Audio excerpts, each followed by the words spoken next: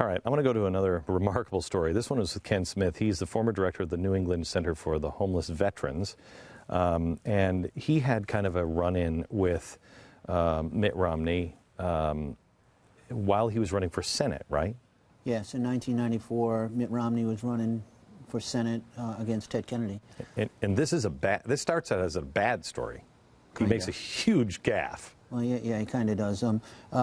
This particular shelter, which is huge, it's an old VA hospital right in downtown Boston. It's got 500 to 600 guys living in it who are homeless. They're all registered to vote, so we asked the candidates to come in. First, Ted Kennedy came in, spent, 30, 40 minutes looking around. Then, a couple of days later, Mitt Romney comes in. And it's kind of like this. There's a lot of TV cameras. There's newspapers. He's got staff. It's a circus. But the first thing Mitt Romney did, he sat down at a table and said, "Can I look at the books?" I said, "Absolutely." We're a charity. Come on. So he sat for about 30, 35, 40 minutes and just went through the books of the institution. Then he asked for a tour, and this is a very big place. This is, a 200,000 square foot old hospital. So we brought him through the entire facility. He was very impressed. And now it's time to leave. So he's at the front door, and he's telling me, Ken, this is a very incredible program. And, you're not warehousing people, and I'm very proud of it. And, but, what's your biggest problem today? And so I said, milk. And he looked at me and said, milk? What do you mean, milk? So I said, well, the biggest problem is I give each of these veterans a pint of milk at dinner and a pint of milk at breakfast. I have over 500 of them, so it's 1,000 pints of milk a day, 7,000 pints of milk a week. And so I'm in trouble with, the milk bill. And so he pulled me aside and he said, well, maybe you should teach homeless veterans how to milk cows.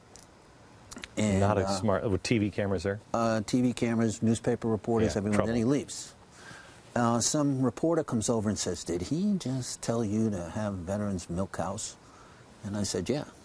But it was a joke, or was he serious? At the time, I didn't really know. Okay. I don't, he's got kind of a strange funny bone, I guess. So yeah, no, he's a very, I didn't know. He's hard to read. Yeah. The guy is a business guy. He was laser focused on the programs we did. So, so now the newspapers get it. It's a big deal. And the next day, they're killing him. So he called me and said, number one, I apologize. I own this. I did this. And I'm so sorry that I've done something to affect your program in a negative way, if at all possible. And, I'll see what I can do to try and help you out with your milk problem. Okay. And I kind of, okay. Whatever, politician. Yeah, whatever, politician. The following Friday, our milk guy shows up. He offloads 7,000 pints of milk. 7,000 pints of milk, and gives us the bill, and it's half price. So I figured, wow, that's great.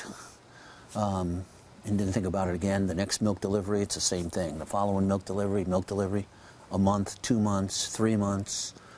And I'm like, wow. And I would ask the milk guy, who was a veteran, like, who's doing this? And he said, I can't tell you. And this went on for not 3 months, 6 months, or a year. It went on for 2 years.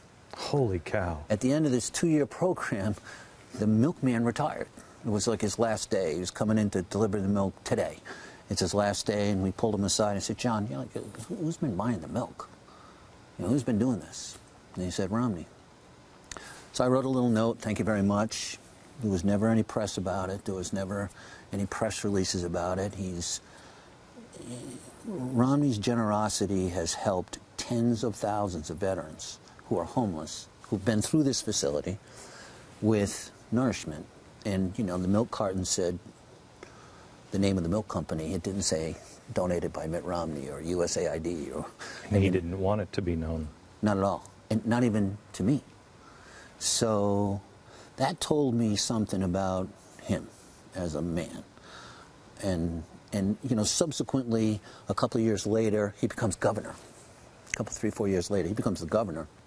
And at a meeting once a year, the charity has to go into the government and show their budget. first the government says, here's how much we're going to give you, and then you say, here's how much we need. Well, when it's, here's how much we're going to give you, you look at the food part of it, and the food part of it was doubled. So the guy remembered that you were struggling. Totally. And so, as a business guy, he's like a laser beam. You know, I think earlier I heard you say, you know, he can fix the stuff. Engine. He can fix the engine. He is the mechanic that's going to fix an engine. And he cares about the American veteran, you know, in a way that's very similar to the stories you've already heard. He doesn't ask for anything in return. He never. If I didn't tell you this, you wouldn't know. And anybody print this story before? Anybody calling you and trying to print this story? No. And you're a Catholic, right? I'm a Catholic. I'm a parishioner of Our Lady of Mercy Church in East Greenwich, Rhode Island. So, and you know, my family and I are not. And veterans are non-denominational. Right. I know. So, you know. I know. I'm only asking that question because I know that somebody's going to say, "Oh, well, you know." This is all about being Mormon.